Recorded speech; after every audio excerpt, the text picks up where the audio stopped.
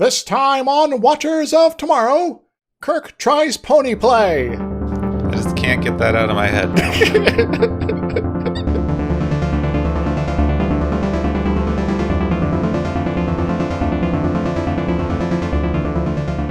Hello everyone, welcome to Watchers of Tomorrow, the sci-fi review critique show that's putting the humanities back in science fiction. My name is Gepwin and I am joined as always by my friend and co-host Dr. Isix. Hi. And this week we go back to ancient Greece in space. We've already done ancient Rome, I guess is about... Wait, we already also did ancient Greece with the gods. I'm pretty sure, okay. Yeah. We've done ancient Rome, ancient Greece. But this is not a rerun. Ancient Nazis. It's also not a near-Earth planet thing. Yeah, this is Plato's Stepchildren, one of the strangely lesser-known episodes as far as like the general consensus of like episode names and things, but one that was kind of held in fame and infamy for some things it did. Yeah. We'll get to that in the episode. So this episode was written by Mir Donsky, who wrote contemporary television, but this was his only Star Trek writing credit. Mm-hmm. And it guest stars Barbara Babcock, again, who she showed up as the voice of one of the Tholians in Tholian Web, and now she is playing Philaena, the wife of the leader dude. She's been in a number of roles in Star Trek previously, but yeah, we've talked about her plenty before. Liam Sullivan, who is playing Parman, the leader of this weird community of Plato people. He was in a lot of other contemporary shows like Perry Mason, Bonanza, Twilight Zone, things of that oeuvre. Later he went on to do a lot of roles in soap operas, things like that. And the most notable guest star in this episode is Michael Dunn, who plays Alexander. He was a little person actor who was known for roles like Mr. Big in Get Smart and his reoccurring role as Dr. Lovelace on the original Wild Wild West. So the mad scientist villain, yes. Like, if you have only seen the movie, it just shows you how much horrible jokes at this guy's expense there are in that movie for no reason. Yep. Because that movie was horrible and hated its own source material. Disappointing. We don't have to think about that. We're back in the happy 60s where there's just normal amounts of racism. That's also awkward, but different way. Mm-hmm. Anyway, that's all of the guest stars we have today because there were a few background characters. One guy who has like a sort of speaking role. He's got a beard. He's sort of Greek looking. It's fine. Not super relevant. All right, let's jump in because there's a weird amount to talk about with this episode. Yeah. The Enterprise responds to a distress signal from a previously unknown planet, one which they point out has no signs of life but is rich in a rare and powerful mineral called Curbodyne. Will this matter at all throughout the episode? Possibly. It's one of the only times that they mention something in the beginning of an episode that might actually matter by the end of the episode. Surprise!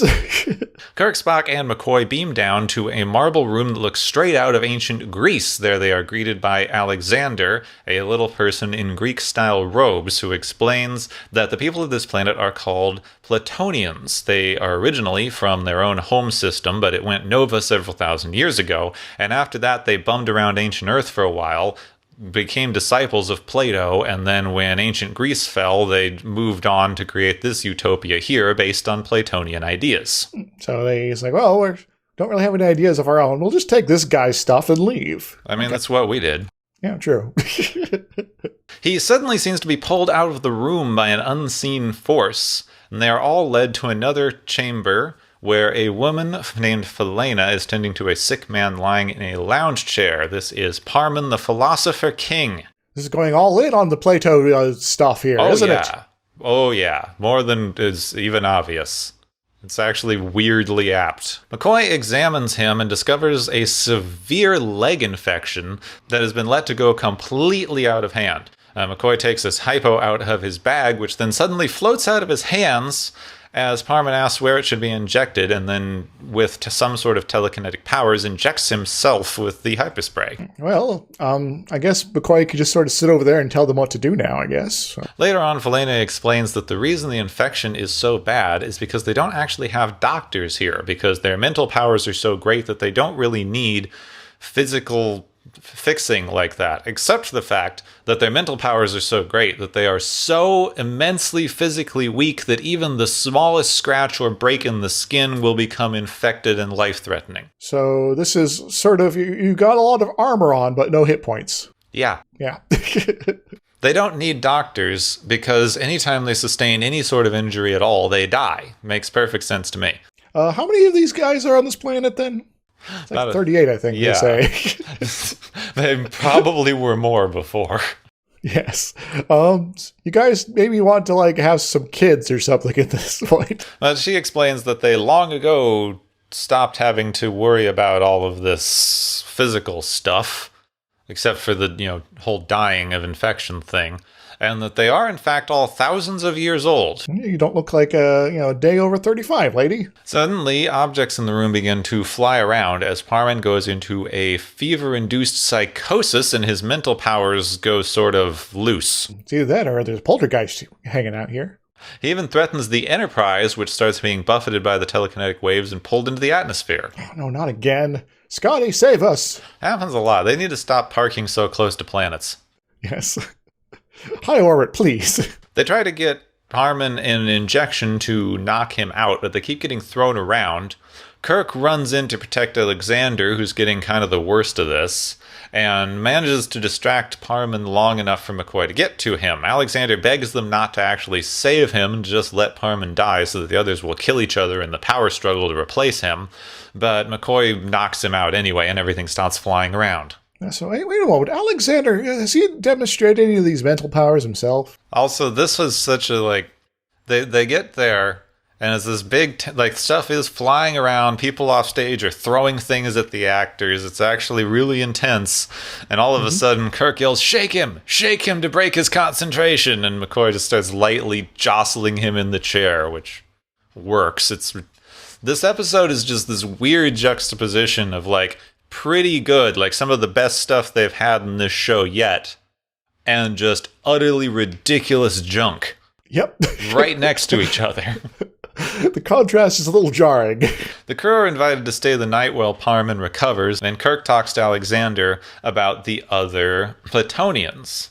Apparently, Alexander is the only one who does not have mental abilities, and that means that all of them mistreat and bully him.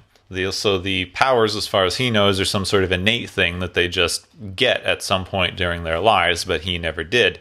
The conversation ends abruptly when Alexander is again dragged bodily out of the room. That's kind of rude to treat him like this, guys. Particularly, yes. Yeah. Kirk and Spock comment that it will be difficult for them to leave here now that they have seen this secret utopia because the Platonians probably want to keep it secret. Reasonable, I guess. They might have to, negotiate. He's like, we're not going to tell anyone about your place because, if you don't want to be bothered, then we'll just not bother you.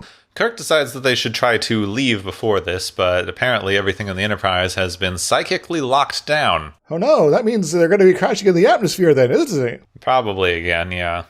They do that. Yeah. The next day, Parman is much, much better. Kirk confronts him about how the ship is locked down and they're not allowed to leave, and Parman gets mad and starts playing Stop Hitting Yourself with Kirk's face. Just slap yourself back and forth for a while, and then commercial break, right? Later on, Parman forces the crew back into his room and wants to apologize for mistreating them before, and he gives them gifts, some ancient Greek relics that they stole from Earth, I guess. Here's a nice little shield here, and here's some medicinal cures, and also, get out of here. Otherwise, we're going to keep. Never mind, we're going to change our mind. They're free to go, except McCoy needs to stay because they see that they kind of need a doctor because the almost dying thing. Yeah. So maybe we're not as immortal as we thought we were. Maybe having some sort of medical professional here would be a good idea. They object, but Parman forces McCoy to sit next to him, then makes Kirk and Spock dance and sing and play horsey rides. This is the community theater suddenly is taking over Star Trek moment. Now, I'm skipping completely over these scenes because they are long and awkward and stupid, and they just go on for a amazingly long chunk of the episode. It's about 50% of the runtime is them just dancing around like idiots. It's like, we can control you with our minds. Yeah, we get it. Can we get back to the plot? They also start singing Lewis Carroll, which I did not know the ancient Greeks were a fan of Alice in Wonderland. Yeah, I'm confused about that. It was through the looking glass, right? All the time while he's making Kirk and Spock make fools of themselves, Parman keeps telling McCoy that he can stop this at any time if he just agrees to stay. No. Back in their room, McCoy is about ready to give in, but Kirk points out that there is absolutely nothing stopping Parman from letting them leave and then just destroying the ship as soon as McCoy thinks they're safe, so even agreeing to stay is not really an option. This Parman guy seems like a jerk face, so I would do something like that. Spock, how are you recovering from that being forced to laugh going on there? Yeah, not well. He says some weird stuff about anger and things. It's just, that part's a bit off. It's weird. Doesn't really go anywhere. Something about use your anger because I can't. So we have to get revenge for you now? Is that how this works? Alexander breaks a pot and goes, I'm gonna stab them, and then they're gonna die because they're super weak that way. Honestly, sounds like a good plan. Yes. Like, so far, this is the best plan. Then Kirk goes, no, let's not do that. Wait, why not? If they're basically threatening to kill everyone except McCoy here, why not? As far as I can tell, it's because he doesn't want to put Alexander in danger, but he doesn't really give any particular good reasonings. And this is a good plan. They're super physically weak. You could throw the vase at them and the shrapnel would kill them. Yeah, you basically need to just distract them for a moment in order to do it. They interrogate Alexander further about everyone's powers, and he says that they didn't actually get these powers until they arrived on this planet a few months after they got there. So perhaps there's something about this planet in particular that will give everyone these mental powers except Alexander for some reason. And just as Spock suspects, it was soon after they began eating the local food. So something in these treats here. Let's eat up, guys. We'll gorge ourselves for a few weeks, and then we'll have mental powers too, right? McCoy, who still has Parman's medical scans from earlier, compares them with Alexander because Parman has a lot of mental powers and Alexander don't. Yep. He finds that Parman has a high amount of Kyrodine in his bloodstream, a power source letting him use mental abilities. So, eat plutonium or something and you get psychic powers. So yeah, it's plot radiation, but of a different sort this time. Alexander's system, on the other hand, can't actually process Kyrodine in the same way, preventing him from using mental abilities. It just goes right through his system. Poor guy. This is actually a kind of screwed up metaphor they're using here. A little bit. And if the crew spent enough time there, they also would get mental powers, which is probably why the Plutonians don't want anyone hanging around. But McCoy, you can get your unholy revenge if you do stay here and we all die. So at least we got that going for us. Now, they don't have time to sit around and wait for the thing to naturally kick in over a few months, so what they decide to do is to inject themselves with the super potion of Kyrodine. So we just have some Kyrodine hanging out and we're just going to pump our bodies full of it? Apparently.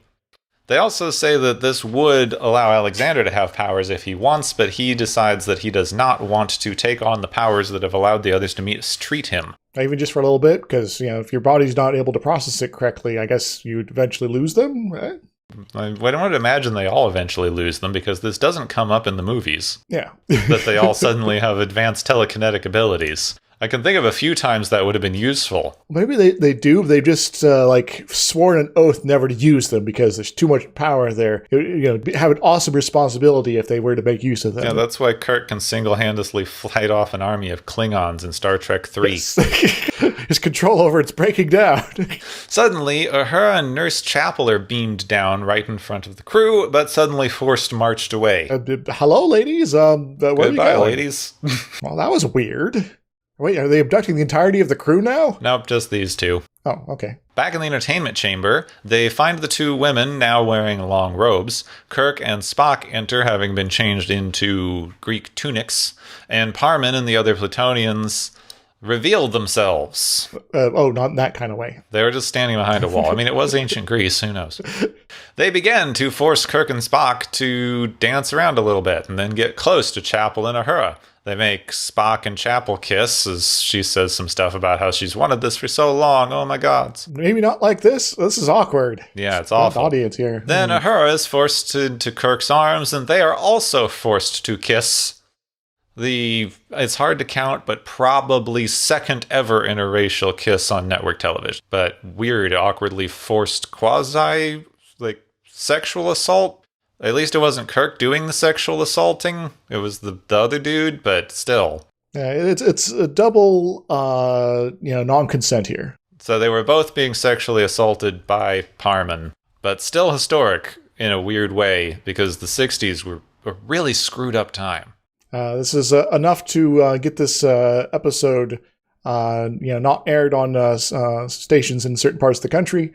It was only aired in England recently.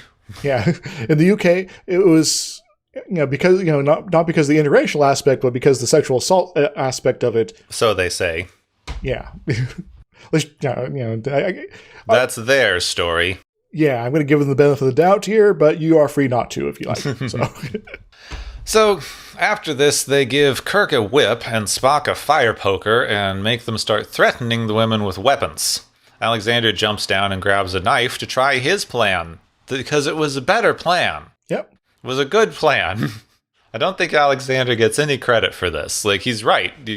You could just stab them with literally anything. Yeah, if they are just minorly injured, they will crumple easily, and you just have to avoid curing them. And I think they're trying to make some kind of point about nonviolence, but being that they're about to solve this whole thing violently, it sort of falls apart a little bit. I kind of have to wonder, maybe Parman was intentionally injured by somebody secretly before the whole episode began. Someone wanted him out of the way. Maybe Alexander did. Perhaps. Anyway, Alexander goes to attack Parman, but he's frozen, and Parman starts to force him into stabbing himself in the stomach, but then he's suddenly stopped.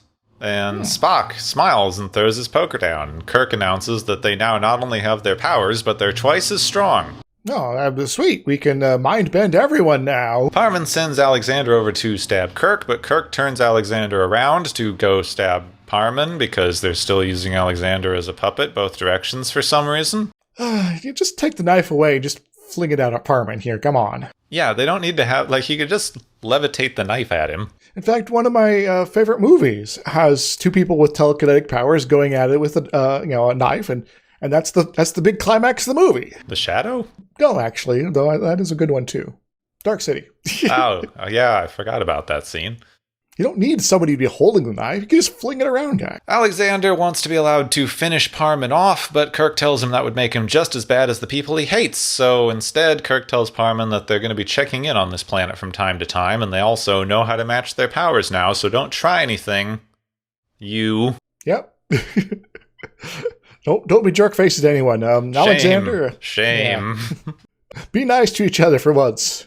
Parman agrees, in fear. Kirk beams up, bringing Alexander with him away from this place that he hates so much, back to the Federation, never to be seen again. The end! So this is so weird, because like I said before, this episode simultaneously has several of the worst scenes in the entire series, but also several of the best writing they've had in the entire series. Yeah, it's there's a weird disconnect between the writing and the director side of things here, and it's jarring. Mm-hmm. This is one of the first and only times in the original series that they mention what the Federation is supposed to be about at all. Oh, I missed that. Because Alexander asks if there are people like him where Kirk comes from, and he says that where he comes from, size, shape, and color make no difference at all. Excellent. Except that they definitely do, because everyone in the Federation is a physically able white dude.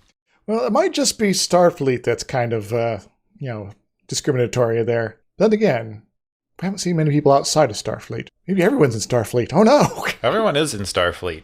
You never see civilians. This is also one of the only times that the plot of the episode doesn't work out through random happenstance. They actually sit down, talk about what's going on, do a little bit of problem solving, and come up with a solution. Now, the solution is really hackneyed and convenient, but they still came to it on their own through like expertise and examination of facts. Yeah, it's like, okay, so we have a situation here, and there are pieces of evidence that we can connect up, and we can do a couple of tests to see if they all come together, and holy smokes, they do, and now we have a plan. Now, the nonviolent themes that they're going through in the episode, where they keep telling Alexander not to kill people and not become as bad as the people that he dislikes, are undermined once again by the idea that you can only attain peaceful resolution if you have superior powers to the other people and they know it. Yeah, Parman's kind of a jerk face, but he's one of those characters that you say, yes, this is the bad example, so do not be like the bad example. Also, Kirk is being like the bad example. But ignore that. Well, they've done this a couple of times, and it's very mid-century American. Yeah. Because it's Kirk gets superior power because he's just better than everyone else. Because even figuring out the physical mechanism that allows the Platonians to have mental powers, they're able to synthesize it better than they could, which they would have figured this out at some point. Come on, guys. Yeah. So he is stronger than Parman, who's the strongest telekinetic on the planet, and that lets him have the negotiating strength. So the main message is you can become strong and you can have the power to utterly destroy all who oppose you, but because you're a benevolent, nice person, you don't, and that just makes you better. Yeah. That is the actual message of peace that you get through most of Star Trek in this era, is you have the superior powers, but you choose not to destroy everyone around you, so look how great you are. Yes, harmony through superior firepower. But, you wouldn't use it against them, otherwise you're as bad as they are. Which I guess at least they're making that moral choice at the end, but still, there's appealing to our better natures for someone like Alexander in this episode, or getting Parman to realize, oh, maybe I am the asshole here. And, I prefer that second potential out here. Yeah, I was just thinking, so I was looking at Plato later, and we're going to talk about Plato a bit here, because they keep talking about Plato and how they based themselves on Plato's ideas, but maybe not really. But this episode is a very weirdly accurate, depiction of Plato's ideals as laid out in his ideal society. So should we go in there, or should we poke at other things first? It just made me think of if you had the Next Generation version of this episode, it would end with Picard challenging Parman to a dialectic-style debate in which he would have to defeat Parman with his superior philosophy debating skills. Indeed. Because that is one of the things that Plato is most famous for, was developing the dialectic debate form of philosophy. So a special sort of way to have an argument, and then you come to a conclusion, hopefully. Yes. You basically make up another person to argue the opposite point that you are. He and Socrates were pretty famous for this. Yes. I guess the cheap version of this is known as the straw man argument. But you ideally, when you're doing this, you're actually giving yourself a challenge as opposed to this person's just someone going to run over. I was just thinking, how good would this have been if it ended in just a philosophical debate about power, where they convinced Parman that he had to step down? Yeah, that would be great. It's like, wait, maybe this use of power is undermining the ideals of our society that we claim to believe in. But I guess also in the episode, it's maybe implied that they've kind of drifted away from that a certain amount. That it's like, yeah, we have these core things that we claim to believe, but in practice we're just really lazy. Well, they imply again the whole power corrupts doodah. They get all these godlike telekinetic powers, and now, of course, it's corrupted them. Oh my god! Woo! We've talked about this before, that yes, it's like power doesn't necessarily corrupt people. Just the people who seek out power are often easily corruptible. They're easily corruptible. It was Mitchell from For No Man Has Gone Before, right? I believe so. Yes. So does his blood get a bunch of crazy stuff like this too? Maybe. It might be. Let's go to a blood test. They never use this stuff again, and they knew what it was. They don't show up to the planet and go like, hey, there's weird stuff here that That's a power source. So like, hey, this place is full of Corbidyne, a thing we have. Yeah, maybe it's one of those things where there's something in the environment that like activates in a special way, maybe, but they don't really say anything about that. So, And they never give themselves telekinetic powers again, ever. Yes.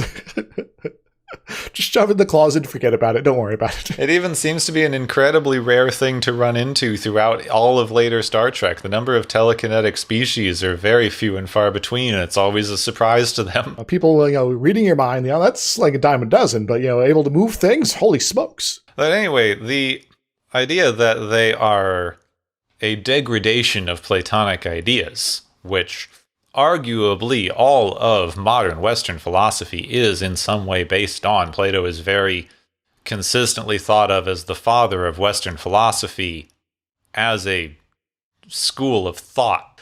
But according to Plato in his Republic, where he outlines the ideal society, this is it. Yeah. You have the born philosopher king who is in power because he's the smartest one in the room, and he was raised to be the ruler from birth because they found him to be the smartest philosopher, because philosophers should definitely be in charge and would run things better than those dang politicians over there. Let me tell you. Yeah, said the philosopher. And so you got this philosopher king sort of at the top that's been sort of specially crafted to fit this role. And they are not, he sort of both implies it, but also says, oh, this is not an actual dictatorship. Just everyone just kind of follows their rule anyway, as opposed to, state control of the situation. Well, you don't have firm state control because you have an enforced 3-tier caste system. Mm-hmm. And the lower 2 tiers are kind of both embodied by Alexander in here, because you have the second tier, which is your kind of artisan, crafter, entertainer class, the people who need to do work, but it's, not demeaning labor. And then lower down from them, you have like the farmers and people who you actually need to get stuff done. Yes, you're essential employees. Yeah, essential, as we are now calling everyone. Yes. And so the philosopher king is just the one of these 3 components here. And they're all supposed to sort of work in a certain amount of harmony, I guess. And the very, very interesting thing that I found, especially with what they introduced in the episode as a mineral that seems to go into their blood and give the philosopher kings more power than other people, was Plato proposed that this, basically as an argument for how governments function at all, which is kind of interesting, be held together with something he called the noble lie. Noble lie. Which in this particular case is that the 3 tiers of society exist this way because, having been born out of the earth, humans have a certain amount of precious metal imbued into their souls at birth. So if your parents eat a lot of granite, you're going to get certain kind of things. So the philosopher kings, of course, are born with gold-infused souls. The second tier down are born with silver-infused souls, and then the lowest tier are infused with bronze souls. So I guess this is very Olympic as far as their medals go. Well, yeah, because that's what they did. Though I still think it's interesting that even in ancient Greece, gold and silver were considered superior to bronze, the thing that literally their entire economy was based on. Well, I guess it's, their entire economy is based on it, and so it's fairly common in that economy, right? Well, mostly. Yeah, well, it's in principle going to be the thing that you're going to run into the most. And so just like your everyday workers, it's the thing that makes the core of society function, while the rest of us are more, I guess, pretty on top of that. Yeah, you're just shiny and easily malleable. Yes. Don't overthink that metaphor. So the idea that the philosopher kings of Platonia, or whatever they call this stupid planet, have a mineral infused in their bodies that gives them powers over others is an incredibly Platonian idea. Indeed. They just kind of imply, they sort of imply that it has to do with the powers, but the powers are linked to the minerals, that Plato believed that virtue, which is kind of the Greek catch-all word for morality, moral fiber, how good or evil you are as an individual, is an inborn, unchangeable quality. Once you got this much, you don't got any more and you don't got any less. Yeah, that's about it. As opposed to Socrates, who was his partner in that particular dialectic argument, who was championing the idea that people would never intentionally do bad things, and they just need to know better. So everyone has a certain amount of good and evil in them versus everyone's basically good. Yeah, everyone's basically good, and when bad things happen, it's because the person didn't know any better. The idea that, you wouldn't intentionally do bad, that the cackling Disney villain does not exist, and no one's stated goal in life is to go out and do evil. Yes. For the evils. But that was Socrates. According to Plato, everyone's just born good or bad, and there's no changing it. I don't know. I feel always a little uncomfortable thinking about philosophers who are, implying that people are perpetually unchanging, that if you are like this, you are like this forever. Well, Plato had a big thing about that. Plato's entire worldview was based on the idea that there is an unchanging, perfect universe that exists. It's just not this one. It has some sort of ideal examples of everything that we have in our universe, but they're so much better. They're more perfect. They are more that thing. And our universe is sort of a pale dream imitation of that universe, which is why our universe keeps changing all the stupid time. The dang thing, always changing. Yeah, people being alive, the dead, and then the seasons, and we have things that fall off the desk and break. Which again, as you hit up with the Platonians, an unchanging race of immortals. Yeah, they've been like this for thousands of years. Push themselves to, basically, embody fully this idea that they are living that ideal world. What I think is interesting is this one actually seems to function. They have often had things like this in earlier examples of this series, and it's a common theme amongst science fiction, especially of this era, that being immortal and unchanging is too boring to bear. Yep. But this society is immortal and unchanging and is doing just fine. Yeah, they might be assholes, but, as far as their internal sort of structure, they're doing okay. Yeah, they're jerks. Parman's kind of strong-armed his way into power at some point and is too powerful to be challenged. Mm-hmm. There doesn't seem to be any particular political strife. They all sit around and think and abuse Alexander all day. Yeah, so I guess they have their horrible outlet, and then everything else is just being deep in thought perpetually. Yeah. So I guess that is very much a Plato sort of world. Yeah, this is basically Plato's ideal society, as laid out in his own writing. Maybe we should question why we uphold this jerkbag so much. So say, this doesn't seem like a society that I would like to live in. It seems, either I'm going to be bored out of my mind at some point, because I don't want to hurt Alexander, or I'm going to be basically in his position and be abused by all these assholes. Both these kind of suck.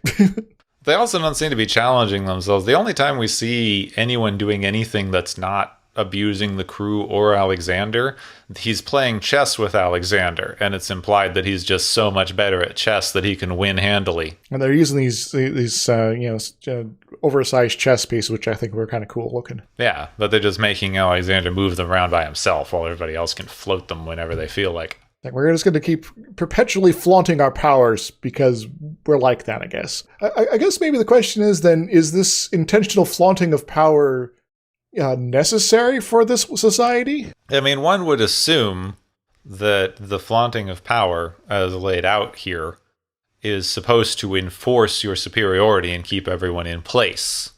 Otherwise, the lower classes might get some ideas. Even if the lower class is a class of one, you are perpetually, making it clear that there is no chance to change the system, and so they are needing to actively continue this unchanging world otherwise it would end up changing. So even if they just sort of assume it's going to be unchanging and perfect like this forever, they still have to have an active part in it. It just kind of makes them jerks because of how they carry that out. And they basically lay that out in the episode because Alexander says he didn't know that people like the Enterprise crew existed, and as soon as he knows there are people around who are friendly, he immediately starts trying to kill everyone in sight. So yeah, it's like, well, all right, it's time for the revolution, guys. You in? Kirk's like, no. I mean, when was the last time they overthrew a power structure? Yeah, it's happened a few times. What episode was that? They don't come in and overthrow any. I mean, this is too close to Earth. This is their, like, we got all of our philosophy from these guys. As soon as we're gone, they're fine. We don't mind them. This place is perfect. I would like to live here. But a supercomputer ruling over society, no, can't have that. Yeah, they don't have any computers or pesky technology. Yeah. It is very implied that this society is fine. Kirk is fine with how this society functions. He just doesn't like that he's trapped here. There's no critique of the Plato's vision here. Just sort of like, well, we're not part of it, so we're kind of suffering. So, So, you talked about the noble lie. What about the pious fiction? I missed that one. Well, it's basically something very similar. That the noble lie is a certain sort of myth or untruth that is sort of being applied to society in order to sort of keep things in this current static sort of structure. The pious fiction is sort of related to that, except it's more applied to religion and things like that. I guess some of the depending on what your religion is, I'm not trying to judge anyone here, but if say you are not a Mormon and you look at the Book of Mormon and you say this the Book of Mormon is a pious fiction that is being that was generated to be as the underlying structure of this religion here. And the same thing is someone who's not a Muslim looking at the Quran with the same thing, the Hebrew Bible, same thing. These things that are sort of the fundamental assumed truths of the world that are being applied to sort of generate everything else that comes after it. So if you don't assume that the Bible is true, then anything the Bible says you don't care about. Yes. So just the idea that you have to make up something to base things on. I bet, yeah. Which is an interesting idea. It's something that you run into in various philosophies. It's kind of like, at some point you have to get down to some base assumption. And where you get to that base assumption is where a lot of philosophies actually differ. And I guess the pious fiction is sort of, it's like, okay, this maybe the ultimate truth of the universe is contained in this this assumption here.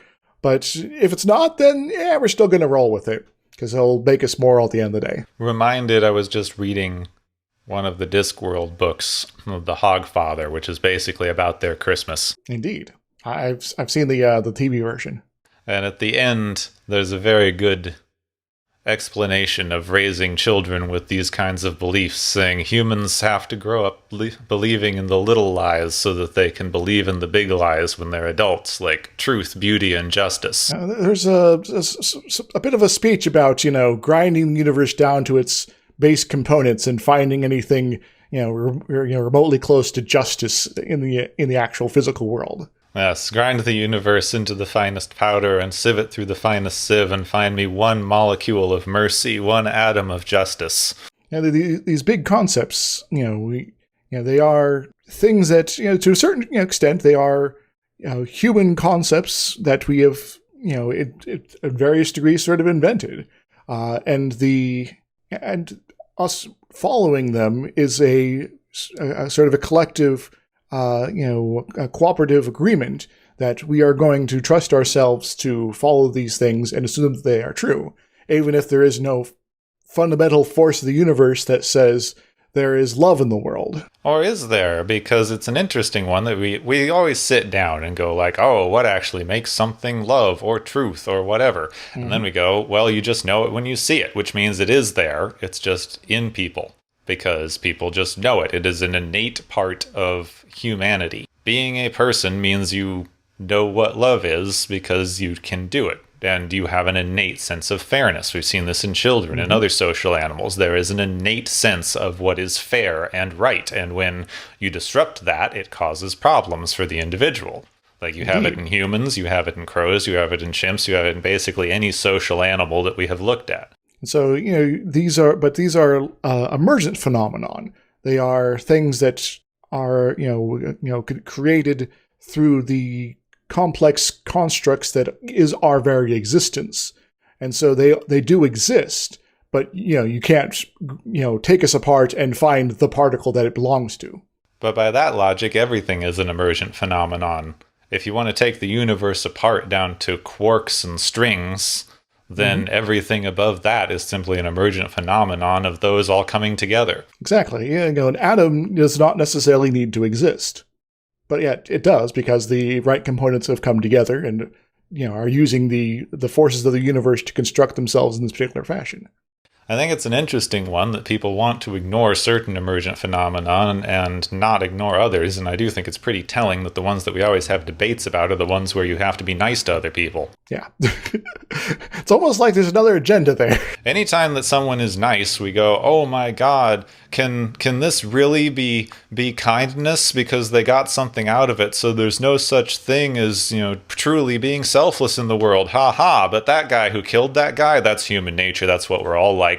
Deep down, we all want to just stab each other in the eyeball with an ice pick. I mean, who hasn't? That's a fairly cynical sort of framing there, and not one that I much care for myself. We never have a debate over whether or not people are going to innately want to kill each other. It's just assumed. Like, sometimes we have the debate of whether that's human nature, but it always gets down to, like, we are inherently violent because of survival. But if you're nice, it's like, well, I mean, that's inherently selfish. You're never allowed to be inherently nice. I guess one of the things in those sort of debates is that it's always sort of pushing us into these extreme circumstances where it's like, okay, if you're starving and the only person that has food is that guy over there, and he's not going to let you have it unless you kill him.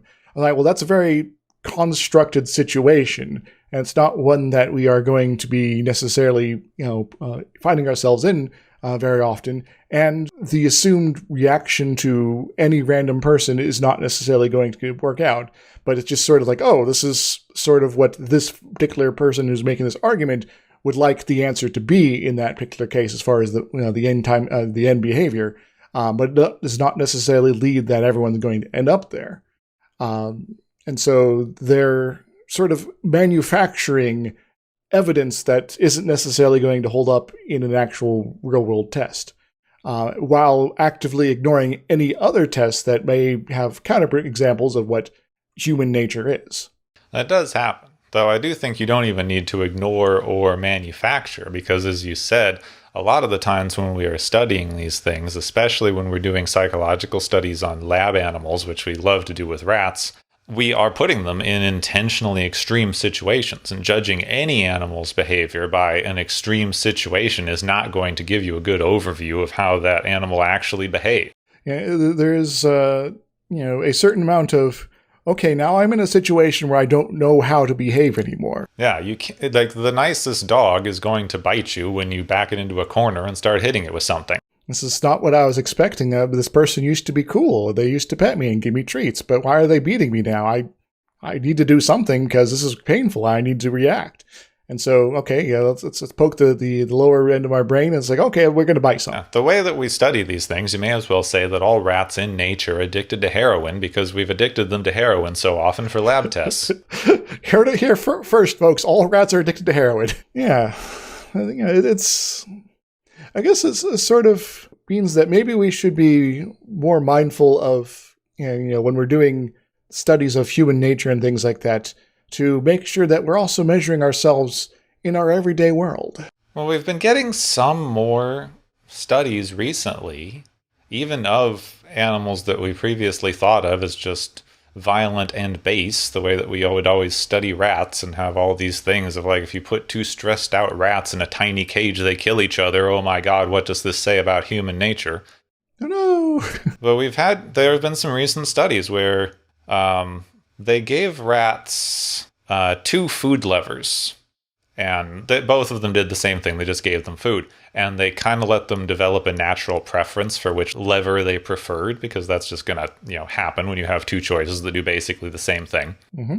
And then after they'd let the rat develop a natural preference, they hooked up that lever to a electric shock to another rat. Oh. And the rats all immediately stopped using that lever. whether or not they knew the rat to begin with or not. They did it with rats that they had previously spent time with and ones that were complete strangers to them. As soon as they saw that that lever was hurting the other rat, they stopped using it. So this is maybe implying that even the rats have compassion. Yeah, any social animal that we have done any kind of experiments on and studies of psychology as far as we can tell has something analogous to empathy, because that is what makes you a social animal. And I've said it before, and the thing that most people keep ignoring is that we are very, very social animals. We are probably one of the most social animals on the planet. And as far as you want to measure success as a species, that is what we've got. We have the most social society, I guess, that any species probably ever had on this planet. It's physically the largest, I guess. You could even argue that is interlinked with billions of individual people, all sort of working together at various levels. And they might not all get along or agree on anything, but they are still come together to build a world that is, for varied degrees, working for most of us. Now, our ability to take care of one another and share information and cooperate is basically unrivaled with any other animal we've ever studied. Mm-hmm. And it is the one thing that has allowed humans to survive and thrive the way that we have. And it's something that keeps consistently being ignored in Western philosophy. There's this cool, back down the emergence phenomenon thing that is being ignored here. Together we are much more than the sum of our individuality. Well, we have some interesting examples that I won't go into all of them because some of it is kind of depressing, but it's kind of this just very standard thing that once something starts working well enough that you forget it's there, you forget it's there. Mm-hmm. So it's like disaster preparedness. You are so prepared for a disaster that when it comes, it really doesn't affect things that much. So people go, why did we need all this preparedness? That seemed useless. That disaster wasn't too bad. Let's cut back next time. Next time they cut back, and suddenly things are much worse. Yeah. Because if it worked too well, you forgot you needed it in the first place. So it's one of those things that we need to be better at sort of observing and understanding that, if things are working, maybe we should keep them in place. Well, I don't think that one's an innate thing either, because that's definitely an emergent phenomenon of the pressures we've put on people for, saving money and energy and being efficient as possible, because you have to look at something and go like, oh, how much do we really need this rainy day thing? Instead of, that's a good idea. We should keep this around just in case there is a Godzilla attack. You never know. Note to self, make a real Godzilla so we can make sure that people have a rainy day fund for Godzillas in the future. Don Ozymandias on us here. All right. I'll avoid becoming a supervillain, I guess. That was a Watchmen reference in your Star Trek pod. So I think we're drifting a bit away. I guess as far as a workable society and things like that, and and social creatures and things like that, how does that work with our episode here today? Well, I think the other thing that I kind of wanted to touch on a little bit, I didn't have a ton on because I know we're running a little up against our hour here. Yeah. A lot of the stuff that we've gotten to compare this governmental system to Plato's is from his work, The Republic, in which he outlines his ideal society, which can arguably be placed as one of the earlier defining stories in the kind of utopian fiction genre, where one outlines a society working perfectly the way that you envision a society working perfect. Everything's in its perfect place, and everything's coming together in just the right way, and everyone's happy and able to progress forward forever into the future. Which, interestingly, is kind of what Next Generation did with Star Trek. They took, and original series was trying a little bit. I don't think it quite hit it. Next Gen hit kind of a very good, perfect medium with like, here is the utopian world we're trying to get to, and here are some challenges we might face within it. Yep. Later Star Treks went, utopias are boring, let's have some strife and sex appeal. For better or worse. Yeah. But utopian fiction is an interesting genre because anyone can write it, and there's been a mixed bag because you have some things that outline what seems like a pretty good society. I believe Utopia was originally a novel about how great it would be if we could use Niagara Falls as a power source to power us basically post-scarcity city because you'd be able to, by their view, harness that much raw power to create as much electricity as a society could ever possibly need and solve all of society's problems. So what you're saying is New York State is the utopian vision of the future. I mean, we like to think so. Yes. It doesn't look so much like that right this second, but, it needs some work. We're going to just get some editing to go in. We're going to be getting this ideal world, sorted out at some point here. Don't worry about it. But then you also have works like Skinner wrote his own utopian novel, which basically amounts to we need to give everyone dog training because Skinner. Yeah.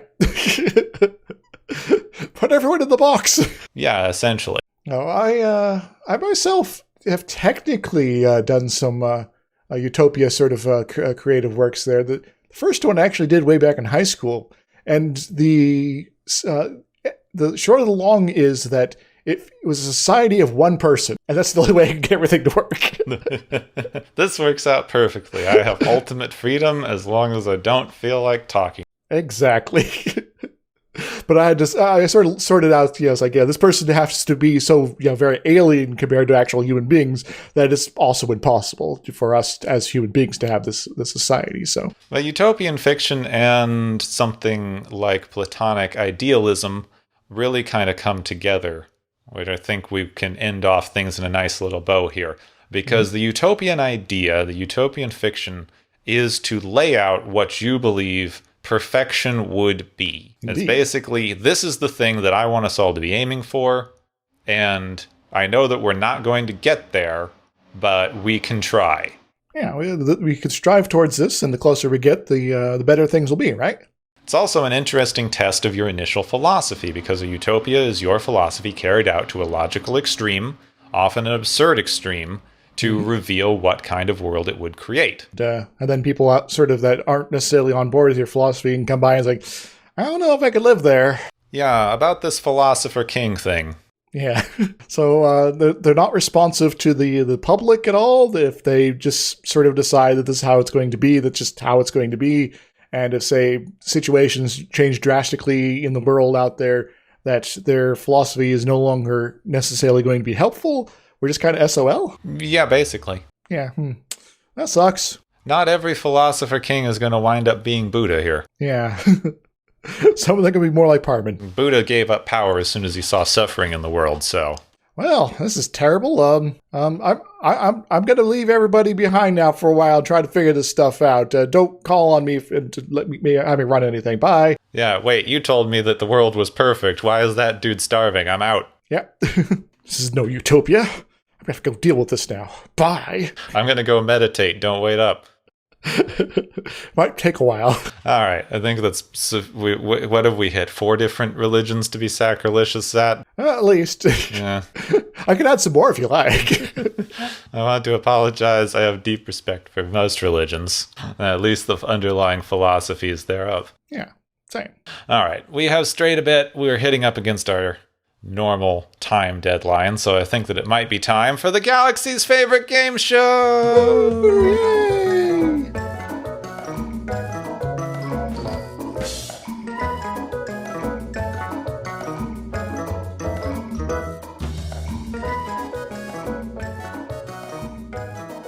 Hey everybody, welcome back to the game show portion of the show. Various contestants have been racking up a fair number of points this week. And we got several prizes to hand out now that we've tallied up the scores.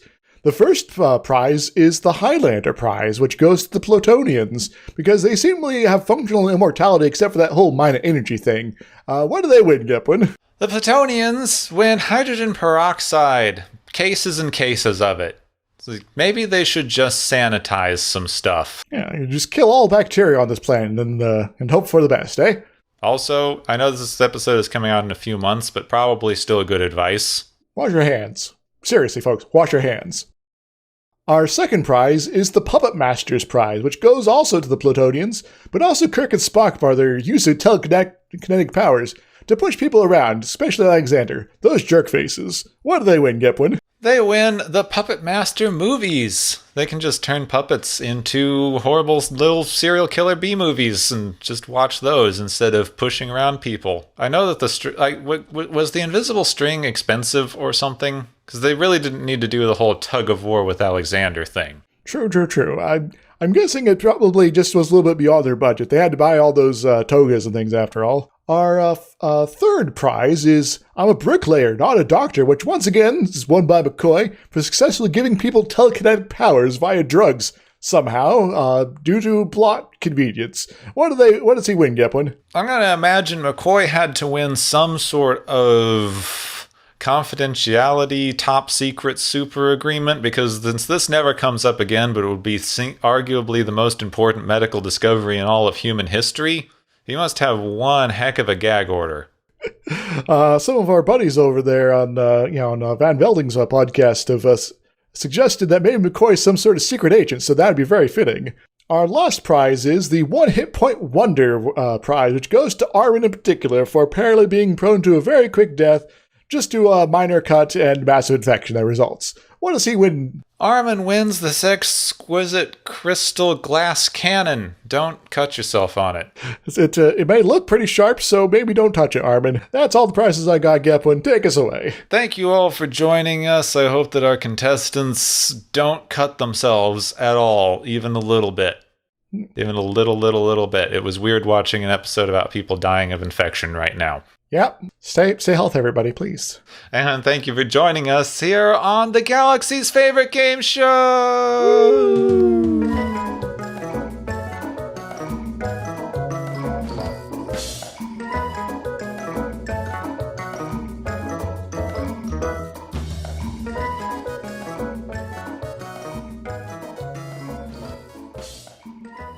I was going to say there, your comment about people cutting themselves reminds me of a line from Neverwhere. Yes, you are very sharp. Yes, we are indeed very sharp. So sharp that sometimes we cut ourselves. Anyway, next week. Yeah, next week, never heard of it. Wink of an Eye says very specifically not to confuse it with Blink of an Eye, a very good Star Trek Voyager episode. Mm-hmm. Or Wink of an Eye, parenthesis, film, close parenthesis. This one involves some people traveling very, very fast. Do they? Let's see. Based on a story by Gene L. Kuhn. Could be good. Could be awful. Mm-hmm. Because it's Lee Cronin again. Lee Cronin has not been writing as well as Gene L. Kuhn. Indeed.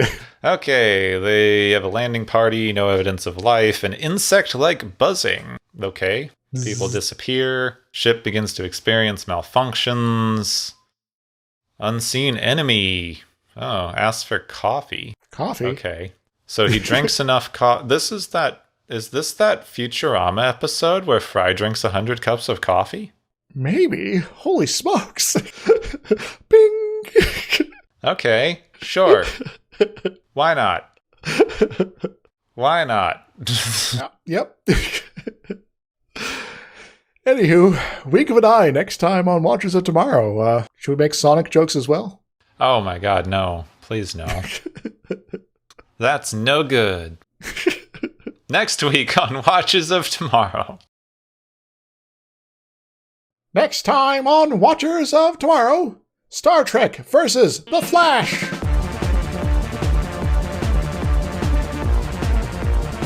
You have been listening to Watchers of Tomorrow, a podcast on science fiction media.